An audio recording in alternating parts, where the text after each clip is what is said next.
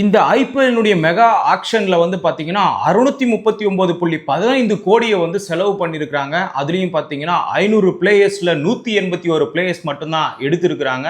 அதையும் மீறி சிஎஸ்கேவில் எந்தெந்த வீரர்கள் எடுத்திருக்கிறாங்க, அவங்களுடைய பலம் என்ன பலவீனம் என்னன்றதான் முக்கியமா பார்க்க போறோம். அதுவும் பாத்தீங்கன்னா மும்பை இந்தியன்ஸுக்கு எதிராக தான் நம்மளுடைய வாக்குவாதமே என்னைக்குமே எதிர்க்கும். அதுவும் இந்த வாட்டி கடப்பாறை மாதிரி எடுத்திருக்கோம். இந்த மாதிரி ஒரு அணியை எங்கேயுமே பார்க்க முடியாது. பும்ரா, போல்ட் இந்த மாதிரி சொல்லக்கூடிய மிகப்பெரிய ஒரு பிளேயர்கள் போன முறை மும்பை செய்த தவறு, அதாவது பாத்தீங்கன்னா கரண் பொல்லாடி இருக்க வேண்டிய இடத்துல யாருமே இல்லை, ஓப்பனர்ஸா யாருமே ஜொலிக்கல. ஒரு பக்கம் ரோஹித் சர்மா கூட ஒரு லெஃப்ட் ரைட்டு பேர் இல்லை, பேர் இருந்தாங்க, இஷான் கிஷான் ஜொலிக்கல. இருந்தாலும் அதுக்கப்புறமா இடையில் இருக்கக்கூடிய பேட்ஸ்மேன்கள் யாரும் அந்த அளவுக்கு ஜொலிக்கல. அதனால சென்னைக்கு ஈக்குவலா எங்களால செயல்பட முடியல.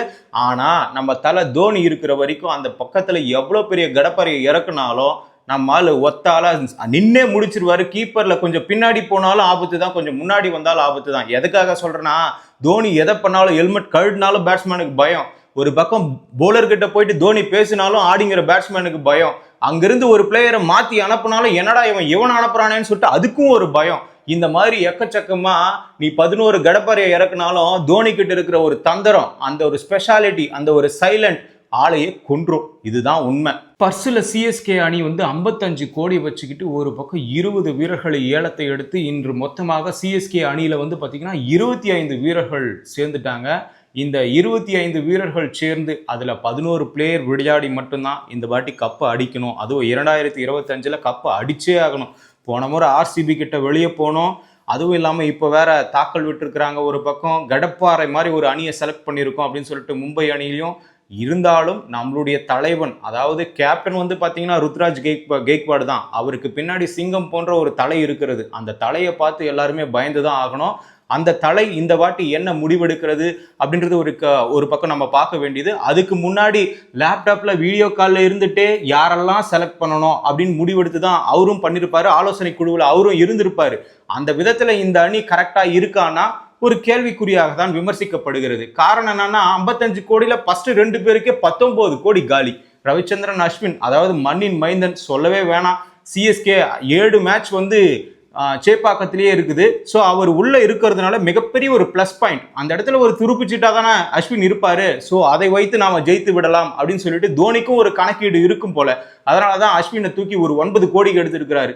இன்னொரு பக்கம் வந்து பாத்தீங்கன்னா ஒரு ஆப்கானிஸ்தான் வீரர், அவரும் ஒரு ஸ்பின்னர், நூர் அகமது, 10 கோடிக்கு எடுத்திருக்காங்க. இன்னப்பா ஸ்பின்னருக்கே 10 கோடி எடுத்துட்டு ஃபாஸ்ட் பவுலர்லாம் தேவையில்லையா? ஒரு பக்கம் 10 ரன் அவர் மட்டும் போதுமா? அவர் மட்டும் எங்க இருந்து போராடுறது அப்படின்னு பார்த்தா கலீல் அகமதை எடுத்திருக்கிறாரு. என்னது கலீல் அகமதா? எப்படியும் சொல்லிட்டு அவரோட ஓவர்ல ரன் அதிகமாக தான் போகும்.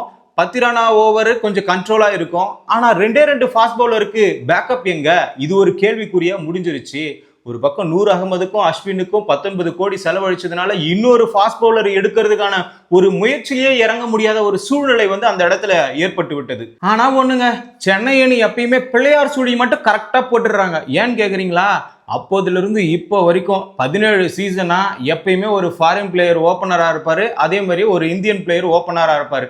அந்த விதத்துல அதை மட்டும் குறைவில்லாம டெவன் கான்வேவை கரெக்டா சூஸ் பண்ணி எடுத்திருக்கிறாங்க. ஏன் அப்படி சொல்றேன்னா, மேத்யூ ஹேடன், மைக்கேல் அசி, டூப்ளிசிஸ், ஸோ ஸ்மித், இந்த மாதிரி ஃபாரின் பிளேயர்ஸ் எல்லாம் ஓப்பனர்ஸா வச்சுதான் இவங்க இது வரைக்கும் ஜெயிச்சுட்டே வந்தாங்க. இதை ஒரு பிள்ளையார் சுழியாக பார்க்கிறார்கள். அதுவும் இல்லாம ஒரு லெஃப்ட் ரைட் காம்போல தான் எப்பயுமே சென்னை அணி வந்து ஓப்பனர்ஸா அனுப்புவாங்க. இதுவும் ஒரு பிள்ளையார் சுழி தான். ஸோ அந்த மாதிரி ராசி பலன், அதாவது வீடு இந்த பக்கமா தான் கட்டினா நீங்க ஜெயிப்பீங்க அப்படின்னு சொல்லுவாங்கல்ல, அந்த மாதிரி இதுல லெஃப்ட் அண்ட் ரைட்டு, அதுக்கப்புறமா ஒரு ஃபாரின் பிளேயர், ஒரு இந்தியன் பிளேயர், இப்படி இறக்குனாதான் உங்களால ஜெயிக்க முடியும்னு சொல்லிட்டு கான்வேவை அலேக்கா அப்படியே தூக்கிட்டு வந்து ஓப்பனர்ஸ்க்கு இறக்கி இருக்காங்க.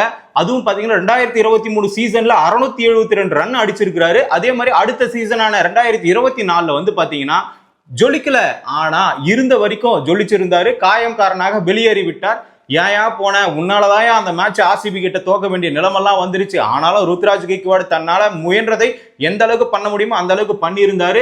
இந்த மாதிரி கான்வேவை தூக்கிட்டு வந்து வெற்றியினுடைய முதல் படியில சிஎஸ்கே அழகா உட்காந்துட்டாங்க. அதுக்கப்புறம் நியூசிலாந்து பிளேயரான ரச்சின் ரவீந்திரா சொல்லவே வேணாம். இந்தியாவுக்கு எதிராக இந்தியாவிலே பொழந்து கட்டுற ஒரே பிளேயர் இந்த ரச்சின் ரவீந்திரா மட்டும்தான். இவனை கரெக்டா நோட் பண்ணி வச்சுக்கிட்டா போதுங்க, அவன் கண்ணில் பயம் தெரியலன்ற மாதிரி தோனி வந்து கரெக்டா சூஸ் பண்ணி ரத்தின் ரவீந்திராவை ஒரு ஓப்பனராவோ இல்ல ஒன் டவுனாவோ எப்படியோ ஒண்ணு, இவங்க 2 பேரும் கான்வேலும் ரவீந்திராவும் 2 பேர்ல யாரை சூஸ் பண்ண போறாருன்றது ஒரு கேள்விக்குறிதான், இல்ல யாரை வெளியே உட்கார வைக்க போறாருன்றது ஒரு கேள்விக்குறிதான். ஆனாலும் உட்கார வைக்காமல கூட விளையாடலாம். ஒரு பக்கம் 10 ரன் ஆகுறாங்க, ஃபாரின் பிளேயர்ஸ் நிறைய பேர் இருக்காங்க. ஸோ இதனால என்ன வேணாலும் நடக்கலாம். ஆனா ரச்சின் ரவீந்திரா இருக்கிறது நமக்கு ஒரு பலம். அவன் கண்ணில் பயம் தெரியலன்ற மாதிரி யார் போட்டாலும் என்னென்னலாம் பார்க்க மாட்டாரு, அடின்னு அடிச்சு தள்ளிடுவாரு. அதுக்கப்புறமா யாரு, ராகுல் திரிபாதி தான். ஒரு பக்கம் ஒரு ஸ்டார் பிளேயர் இல்ல, ஆனாலும் இந்த அம்பத்தி ராயுடு ரஹேனா இருந்த இடத்தை பூர்த்தி செய்வதற்காக ஒரு புதிய பிளேயரை கரெக்டா யுக்தியோட நம்ம தல தோனி வந்து அழகா சூஸ் பண்ணியிருக்காரு. தல தோனின்னு சொல்லக்கூடாது, அங்க நிறைய பேர் அசோசியேட் இருந்தாங்க. ஆனாலும் முடிவு யார்கிட்ட இருந்து வந்தது, தல தோனி கிட்ட தான். அங்கிருந்தே எல்லாரும் பார்த்திருப்போம், வீடியோ காலில் நம்ம பிராவோலாம் அவர்கள்லாம் பேசியிருப்பாரு.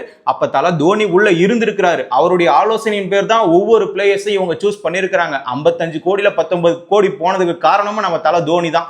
ஸோ அந்த வகையில பார்க்கும்போது ராகுல் திரிபாதி அந்த 3rd பிளேஸை கரெக்டா சூஸ் முடிவு பண்ணுவாருன்றது தான் நம்மளுடைய கணிப்பும் சரி, மற்றவங்களோட கணிப்பும் சரி, அப்படிதான் இருக்கும். ஏன்னு கேட்டீங்கன்னா ரஹேனா போன வாட்டி அந்த அளவுக்கு ஜொலிக்கல, அதனாலதான் இந்த முறை அன்சோல்டா இருக்காரு. நம்மளுடைய சென்னை அணியும் அவரை கண்டுக்கவே இல்லை. ஸோ இதுக்கப்புறமா அதுக்கு முன்னாடி இருந்த அம்பத்தி ராயுடு மிகப்பெரிய ஒரு கிரேட் பிளேயர், நல்ல பர்ஃபார்மன்ஸ் பண்ணி சென்னை அணியில மிகப்பெரிய ஒரு பேரை வாங்கிட்டு வெளியே போனாரு. ஸோ ஆனா என்ன, இந்திய அணியில பெருசா ஜொலிக்காததான் மிகப்பெரிய ஒரு வருத்தம். இப்படியே போயிருந்தது. ஸோ மிடில் ஆர்டர்ல வந்து பாத்தீங்கன்னா தோனி, ஜடேஜா, ஒரு பக்கம் சாம் கரன் வந்து போயிட்டு பஞ்சாபுக்கு போயிட்டு அங்க பேரை கெடுத்துக்கிட்டு, அதுக்கப்புறமா முதல்ல சென்னையில தான் நல்ல பேர் வாங்கினாரு. அதுக்கப்புறமா பஞ்சாப் போயிட்டு பெருசா ஜொலிக்கல. இங்க இருக்கக்கூடிய மக்கள் கொடுக்குற பூஸ்ட் தான் சென்னை அணியில எந்த பிளேயர் வந்தாலும் அப்படி ஸ்ட்ராங்கா ஜொலிக்கிற அளவுக்கு பெரிய ஆள் ஆயிடுறாங்க. அதுல ஜடேஜா ஒண்ணு, ரெய்னா ஒண்ணு, தோனி சொல்லவே தேவையில்ல. தோனியுடைய தலைமையின் கீழ் யார் விளையாடினாலும் அன்று பேர் போய் ஒரு பக்கம் இந்திய அணியிலும் சேர ஒரு வாய்ப்பு இருந்திருக்கிறது. ஸோ அதே மாதிரி சாம் கரனை இந்த இடத்துல எடுத்திருக்காங்க. இந்த மிடில் ஆர்டர் வந்து சூப்பரா இருக்கு. ஸோ பேட்டிங்ல வந்து பார்க்கும்போது ஓகேங்க, நம்மளுடைய சென்னை அணி வந்து எப்படியோ மீண்டு ஏதோ ஒரு கடல் அலையில அப்படியே தாவி குதிச்சு ஒரு பக்கம் கரை சேர்ந்துருவாங்க. அதுக்கப்புறமா இருக்கக்கூடிய அந்த பவுலர்ஸ் 2ஆக பிரிக்க வேண்டியதான். ஒன்னு ஸ்பின்னரு, இன்னொன்னு ஃபாஸ்ட் பவுலர்ஸ். அதுல ஸ்பின்னர்ஸ்ல வந்து பாத்தீங்கன்னா நம்மளுடைய அஸ்வின் இருப்பாரு, அதுக்கப்புறமா நூர் அகமது. 2 பேருமே ஒரு வித்தியாசமான ஒரு பிளேயர் தான். ஏன்னு கேட்டீங்கன்னா அஸ்வின் வந்து 7 மேட்ச் இங்க இருக்கக்கூடியது. ஸோ இங்க இருக்கிறதுல அவர் ஒரு துருப்புச்சீட்டா இருப்பாரு. அதாவது வெளி மாநிலங்கள்ல விளையாடும் போது நூர் அகமது ஒரு கீ பாயிண்டா அங்க இருப்பாரு, ஒரு துருப்புச்சீட்டாக இருந்து செயல்படுவார். இந்த மாதிரி ஸ்பின்னர்ஸ் வந்து சரிசமமாக ஈக்குவலாக இருக்கிறதுனால அந்த இடத்துல எந்த ஒரு பிரச்சனையும் இல்லை. பேட்டிங் ஆர்டர்ல டாப் ஆர்டர்ல எந்த ஒரு பிரச்சனையும் இல்லை. இந்த இடத்துல ஹிட்டர்ஸ்க்கும் ஒரு ஃபாஸ்ட் பவுலர்ஸ்க்கும் இங்க இருக்கக்கூடிய நெருக்கம் தான், அந்த நெருடல் தான் இன்னைக்கு சிஎஸ்கே அணிக்கு மிகப்பெரிய ஒரு பலவீனமாகவே அமைந்திருக்கிறது. முன்னாடி சொன்ன மாதிரியே பத்திரானாவுக்கும் கலீல் அகமதுக்கும் ஒரு பக்கம் மாற்று வீரராக ஒரு ஃபாஸ்ட் பவுலர் வந்து யாரையாவது எடுத்திருக்கலாம்.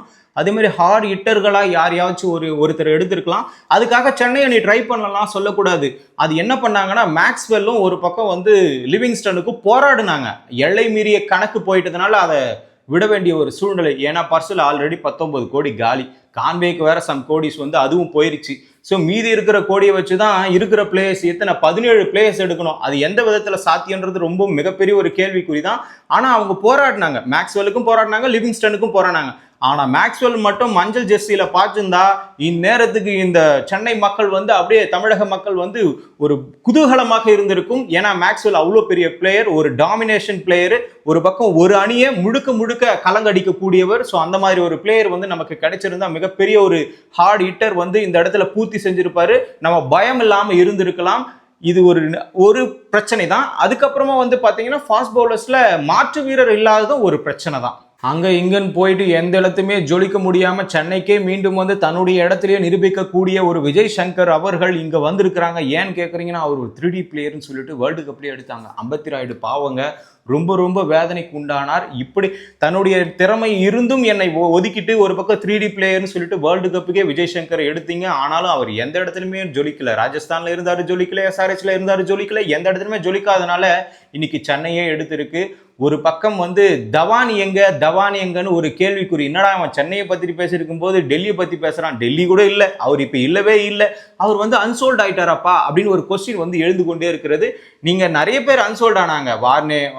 வார்னர் அன்சோல்ட் ஆனாரு, ஒரு பக்கம் கேன் வில்லியம்சன், அதுக்கப்புறமா பேஸ்டோ, இந்த மாதிரி நிறைய நபர்கள் வந்து அன்சோல்ட் ஆயிருக்காங்க. ஆனா தவான் வந்து இந்த ஆக்ஷனுக்கு அப்ளை பண்ணலன்றது தான் உண்மை. இது யாருமே தெரியாம தவான் கூட அன்சோல்ட் ஆயிட்டாரா அப்படின்ற ஒரு கேள்வி வந்து எழுப்பிட்டே இருக்காங்க. இப்போ நாம சென்னை அணிக்கே மீண்டும் வருவோம். அந்த அணியில வந்து பாத்தீங்கன்னா அதுக்கு முன்னாடி ஒரு ஃபாஸ்ட் பவுலர் இருந்தார், எல்லாருக்குமே ஞாபகம் இருக்கும். அதுவும் இல்லாம தீபாவை காதலிச்சு பல பேர் முன்னாடி ப்ரொபோஸ் பண்ணி லவ் பண்ணி கல்யாணம் பண்ணவர் தான் நம்மளுடைய தீபக் சாகர். அதாவது தோனியினுடைய செல்ல பிள்ளை. இன்னைக்கு இன்ஸ்டாவில் என்ன போட்டிருக்காருன்னா, என்னுடைய வாழ்க்கையே மாற்றியது இந்த சிஎஸ்கே தான், அவங்களுக்கு நான் நன்றி கடமைப்பட்டிருக்கிறேன். அதுக்கு முன்னாடி என்ன சொன்னார்னா, சென்னை அணி வந்து என்னை தக்க வைக்கும்னு நினைச்சேன், ஆனா இல்ல, ஆனா ஏலத்திலேயாவது கேட்பாங்கன்னு நினைச்சேன், அதுவும் இல்ல. ஒரு பக்கம் வந்து பாத்தீங்கன்னா ராஜஸ்தான் நான் ராஜஸ்தானுக்கு விரும்புகிறேன், அவங்க எடுத்தாலும் எனக்கு ஓகே தான். கடைசியில எங்க கடப்பாறை அணின்னு சொல்லக்கூடிய மும்பை அணியில போயிட்டு விழுந்திருக்கிறாரு. நமக்கு குழந்தையாக இருந்த தீபக் சாகர் இன்று எதிரியாக மாறி இருக்கிறார். வளர்த்த விட்டினியே அடிக்கிறியா அப்படின்ற மாதிரி யாரும் எதுவும் சொல்லல. அவர் ஒரு பக்கம் இருந்துட்டு போட்டோம். ஏன்னா பவர் பிளேல அவ்வளவு சிறப்பாக வீசக்கூடியவர், ரொம்ப ஆக்ரோஷமாக போடக்கூடியவர், தோனியினுடைய செல்லப்பிள்ளை, தோனியினுடைய அறிவுரைக்கு ஏற்றவாறு போலிங் ஸ்டைல மாற்றக்கூடியவர் தான் இந்த தீபக் சாகர். ஆனா மறைமுகமா சிஎஸ்கேக்கு ஒரு பலம் இருக்கிறது. அது என்னன்னா ஃபாஸ்ட் பவுலர் தான், குர்ஜப்ரீத் சிங். இவர் வந்து டிஎன்பிஎல்ல மிக சிறப்பாக விளையாடி இருக்கிறார். அவருடைய பொட்டென்ஷியல் வந்து யாருக்குமே தெரியாது. நீங்க ஐபிஎல் விளையாடும் போது மட்டும்தான் அவர் யார் என்று எல்லாருக்குமே அறிமுகமாகும். அப்பொழுதுதான் தெரியும் நம்ம கிட்ட ஒரு ஃபாஸ்ட் பவுலர் இருக்கான். இந்த ஃபாஸ்ட் பவுலர் இல்லாததே ஒரு குறை நினைச்சிட்டு இருக்கிற அனைத்து அணிகளுக்குமே அன்னைக்கு தான் பயம் வந்து வெளியே வரும்.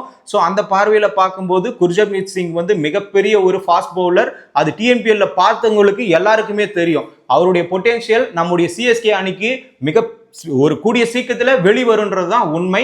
ஸோ இதே பாணியில் சிஎஸ்கே அணியை எல்லாரும் விமர்சனம் செஞ்சிருந்தாலும் தோனி இருக்கிற வரைக்கும் அங்கே ஒன்றுமே பண்ண முடியாது. எந்த அணியும் யாராலையும் பிடுங்க முடியாது. அப்படி மீறி பிடுங்கினாலும் பரவாயில்ல, 5 முறை சாம்பியன், காலர் தூக்கி ஓரமாக ஒதுங்கி அமைதியாக கூட உட்காந்துருப்போம். நீங்க அடிக்கிறவங்க அடிங்க, அடிச்சவங்க இருங்க, ஆனா எங்களுக்கு தோனி மட்டும் போதும், வந்து நின்னா போதும், தலையை காட்டினா போதும், ஆடினா போதும். அடுத்த பேட்ஸ்மேனே, அதாவது அதுக்கு முன்னால் தோனிக்கு முன்னால் இறங்கிய பேட்ஸ்மேனே அவுட் ஆன நினைக்கிற கூட்டம் இந்த இடத்துல நிறைய இருக்குது. அதே மாதிரி தோனி அவுட் ஆக கூடாதுன்றது நிறைய இருக்கிறது. அந்த பக்கமா சிங்கிள் அடிச்சு போக கூடாதுன்னு சொல்லக்கூடிய கூட்டமும் இங்க நிறைய இருக்கிறது. ஆக மொத்தம் தோனிக்காக சென்னை அணியை இன்னும் தக்க வச்சிருக்கிறது ரொம்ப ரொம்ப மிக மிக ஒரு பிடிச்ச விஷயம் தான். ஆனா இதுல குறிப்பிட்டு சொல்ல வேண்டுமானால் 639 கோடி இதற்கு தேவையா அப்படின்றது ஒரு மிகப்பெரிய ஒரு கேள்விக்குறி தான்.